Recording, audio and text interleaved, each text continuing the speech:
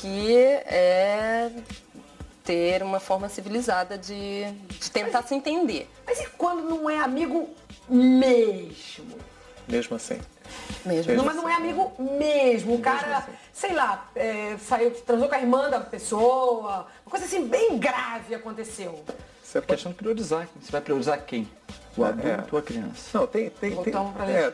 tá definido que, se está definido que eles não têm uma relação, que não existe mais qualquer grau de vamos dizer, de respeito um com o outro, que eles têm que ter uma conduta comum, tem que ter regras para que se eduquem a criança da mesma maneira. Então, por exemplo, a criança não pode ser educada em um lar de um jeito e em outro de outro. Então, eles têm que conversar. Tipo assim, na casa da mãe não pode comer carne. Isso. E na casa do pai pode. Ou vai dormir 1 hora, ou pode fazer tal coisa. Então, eles têm que conversar. Então, por mais que não gostem, eles têm que entender o seguinte, que a criança é o maior bem que cada um tem e é um bem comum.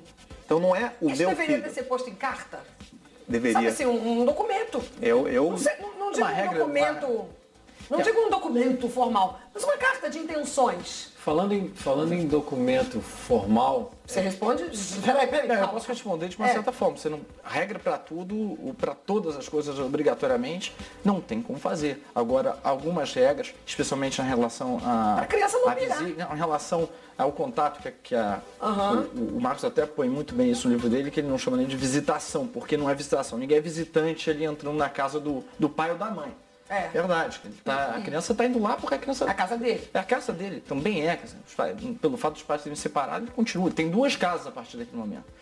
E ter regras para definir a forma de encontrar o pai e encontrar a mãe é fantástico. E é necessário, é importante. Mesmo que não haja briga.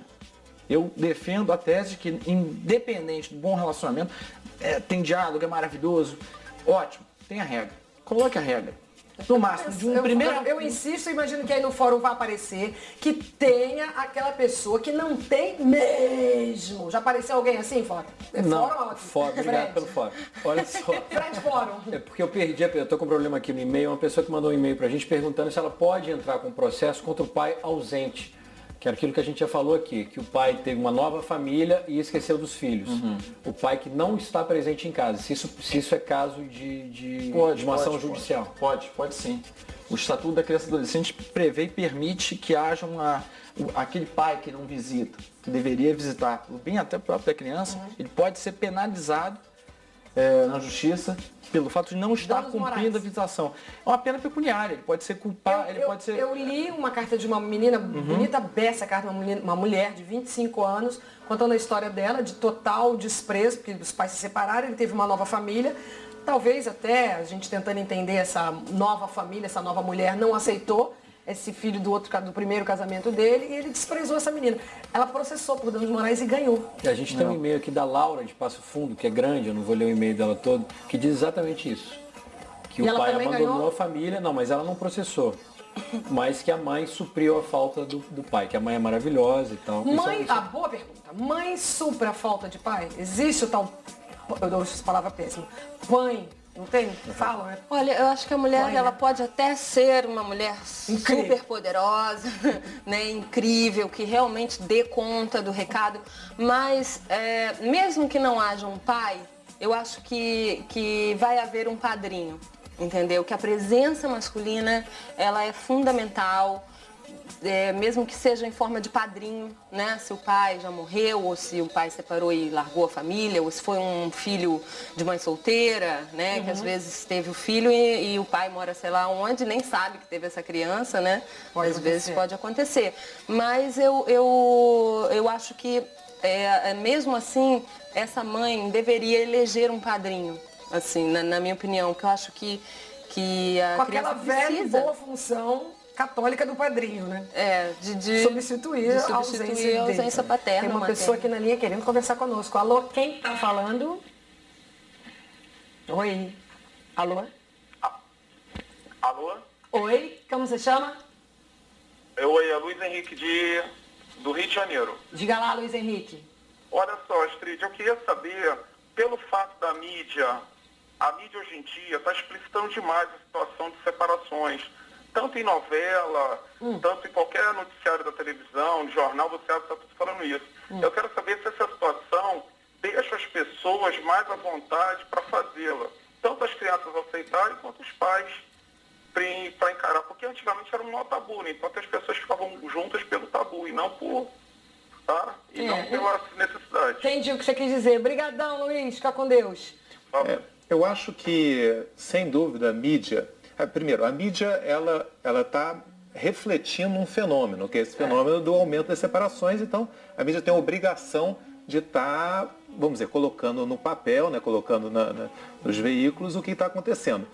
Mas, sem dúvida também, as pessoas, quando veem aquilo, elas podem ter um exemplo do que os outros estão fazendo, porque a tendência, principalmente, talvez, quando você vá a classes econômicas mais baixas, onde você tem aquela, vamos dizer, predisposição moral de continuar uma relação, porque todo mundo diz que é assim, ela não tem muitos exemplos, a mídia pode fazer um papel de educação, sim. E o número, um dado interessante, o número de mulheres... o percentual de mulheres que pede separação hoje, que é responsável pela separação, é 72%. É cada vez mais a mulher, porque ela cada vez mais tem, primeiro, a informação, depois a capacidade financeira de sustentar e depois não tem mais esse preconceito moral. Então, muitas vezes é ela insatisfeita com a relação e ela decide ir em frente. E a mídia ajuda isso, é importante até que a mídia ajude dando informação, mas obviamente a mídia não tem nenhum interesse de estimular a separação, não tenho dúvida disso. E um dado também interessante é que em 90% dos casos das separações, a criança fica com a mulher. Agora, isso também está mudando. Porque antigamente a gente entende, a mulher realmente tem, se você for apostar num caso sem ver, a mulher tem melhor condição de cuidar da criança por causa do instinto maternal, dessa dedicação que ela dá, que é inata, né? Mas cada vez mais existem mulheres que ou ganham mais que o homem, ou que não têm tempo e o homem tem. Então, cada vez mais você vê o homem tendo a guarda da criança. Às vezes, por maior parte das vezes, até a própria mulher decide que isso é melhor para a criança. Isso talvez... Isso é verdade. Isso é um fenômeno que já vinha acontecendo. Hoje o que a gente vê, a mulher cada vez mais parece com o homem cada vez mais parece com a mulher na criação do filho. Por uma questão cultural, a mãe hoje ainda é o maior número de guardas. Ainda está um pouquinho... Eu sou muito a favor, eu sou muito pró-mater. Eu acho que a mãe ainda, por uma questão, um vínculo natural, inclusive, ela está mais hoje preparada. Tem uma nova coisa que é a tal da guarda compartilhada. Ainda não é prevista em lei. O que é isso?